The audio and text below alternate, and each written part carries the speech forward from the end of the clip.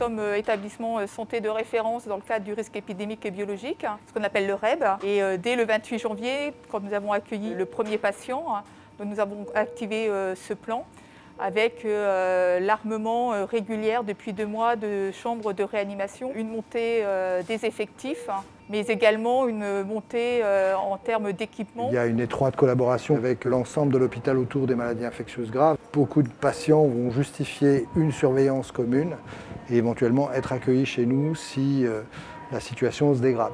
Actuellement, sur l'hôpital, comptant les lits de médecine intensive réanimation et les lits de réanimation chirurgicale occupés, nous avons 40 places.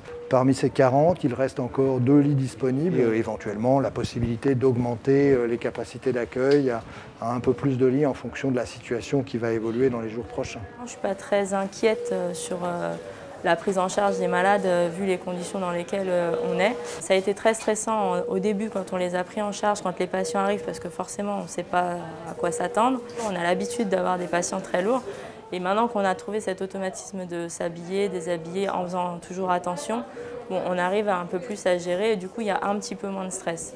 Mais il y a quand même beaucoup de travail.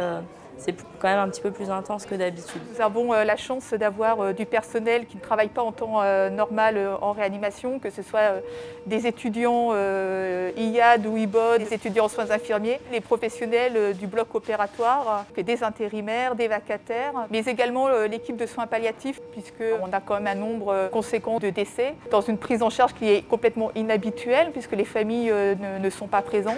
Donc voilà, on fait appel aussi aux équipes pluridisciplinaires qui peuvent nous accompagner. Notre équipe d'encadrement est particulièrement soudée, elle assure cette cohésion et cette certaine discipline qui finalement calme les choses et permet que les gens aient encore le sourire et puissent travailler dans de bonnes conditions.